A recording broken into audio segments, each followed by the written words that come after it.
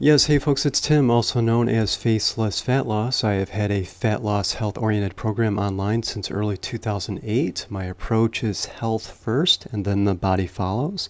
I have a more alternative approach, and that's what my program is all about. It explains what I did to look the way I look with my abs and all that stuff. So along those lines, I have a definite opinion about the vaccination issue. I would like people on both sides of this issue, both pro-vaccination and against vaccination, to listen to what I have to say. The only way to resolve this problem is to have a meeting of the minds, someplace down the middle where there is something that can be agreed upon by both parties. And I personally believe I have found that middle ground. So please check it out, and thank you so much for tuning in. As happens all the time in these sorts of alternative arguments whereby Western conventional medicine, allopathic medicine, will argue with the so-called quackery of alternative medicine, is that they say, well, look at what vaccines have done, and this is why they're so good. They focus on the wrong topic. Both parties do. Not only the pro-vaccination people, but the anti-vaccination people do as well, because they're both focused on the idea that vaccinations have to happen the way they are happening now, meaning a large pharmaceutical corporation with shareholders, profit-driven, to make money off of vaccinations, off of giving as many vaccines as possible. Remember, this is repeat business. There are always new children being born, always. It's just like the regrowth of plants and plant food. You're always going to have a buyer for certain products because there will always be new demand for it, meaning in this case there's always children being born, so there will always be demand for this product.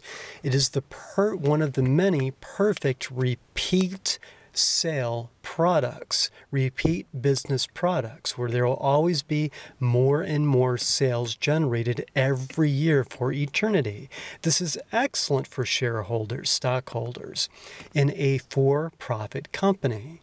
New children being born means that they're making more vaccines and making more and more money every year.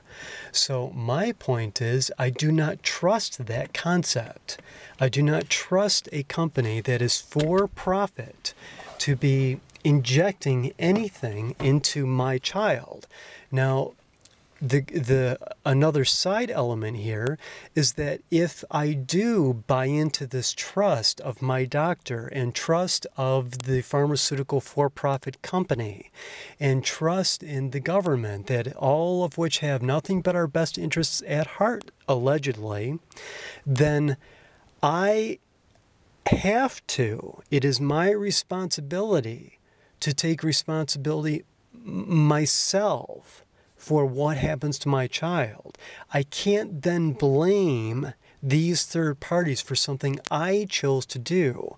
I'm the one who chose to have my child injected with something that I don't know. I don't know what they're putting in these vaccines. I don't know what these corporations are putting in there. But there's enough information for me to be disturbed about what's going in there, such as the thimerosal, a mercury-based preservative, mercury as in the heavy metal. I'm not going to argue about the ethyl mercury, whether it's safe or not. I don't want mercury going into my child, period. So my answer to all of this, one that I think the anti-vaccination folks would agree with, because if I had to be lumped into one group or the other, I would of course choose to be in that group, is a more common sense approach whereby I think vaccines are a good idea, just not the way a for-profit company is doing them. Okay? The way vaccinations used to be done way back in the olden days was to expose people in a crude way to the pathogen. Now, I believe in that, and I do think it can strengthen the immune system and prevent plagues, outbreaks, and disasters from happening through the spread of disease. I just don't want, again, a for-profit company being administered by a doctor who is licensed through a state government whom I also don't trust. to be putting unknown chemicals whereby I don't even know what are in these chemicals into my child. Why doesn't that make sense? Please tell me why that does not make sense. Why would I trust third parties, people I don't even know? And again, I'm going to pound this into everyone's head. Why would I trust shareholders, for-profit corporations to inject something into my child? I have to be fully responsible then for what happens to my child afterwards. Now, I have a friend who insists that his child got autism from vaccinations. If you tried to argue it with him, he would literally become violent. His child was normal one day. His child had the vaccination and was changed almost immediately after, either that day or the next day. The child changed drastically from one state to another. On my world, that's viewed as through logical reasoning, cause and effect. You did something different one day, meaning you gave your child a vaccination, which is not something you do every day, and an effect happened. The child's behavior and demeanor and abilities drastically changed. Could it have been just a coincidence?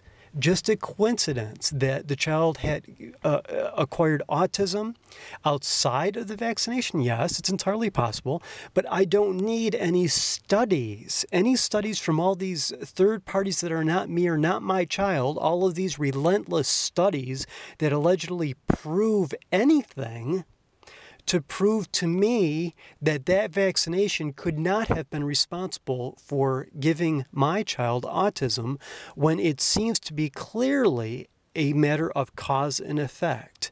The child had a vaccination, the child changed.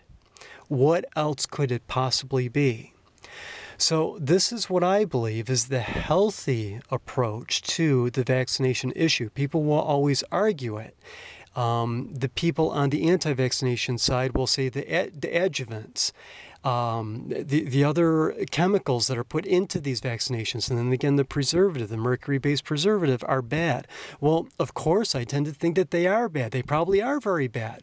But the problem is the other side, the pro-vaccination people, doctors, government, big corporations who make lots of money, will counter those arguments and say, well, we don't put mercury-based preservatives in our flu shots, for example, anymore. Well, it came out later on that, yes, they do still put them in. Apparently, they took them out at one time, but then put them back in. What kind of trust does that kind of behavior instill in anyone at all, ever? Then the adjuvants, all these various chemicals that I won't even go into, research it yourself.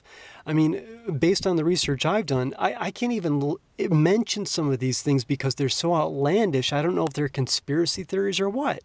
Now, I listen to conspiracy theories. I always listen. I keep an open mind, but you have to be careful in that regard. Is it just a theory or is it a real conspiracy? I don't know if there's an agenda regarding the vaccination thing, but it kind of seems like there is to me. My solution, the ultimate solution, I don't know how it would be carried out, would be for there to be an independent third party that I trusted, the people who are anti-vaccination trusted, a party that was not for profit. Of course, there has to be money made somehow so that people are paid for their time or whatever, but a third party organization that builds these vaccinations to the standards that we approve of, the standards that we deem safe, whereby a broken pathogen or whatever is introduced to the immune system in such a way that our immune system can then deal with it without any of the adjuvants or mercury preservatives added. This is the solution. How could it happen? I don't know. But I would certainly think that a lot of the anti-vaccination people would agree with me that this is what they would want. That being said, that's where the real argument is. We don't want third parties that we don't trust at all to begin with to be administering who knows what to our children. And that's all there is to it. Thank you so much for watching. Lots more to come. Love, health, happiness, and peace.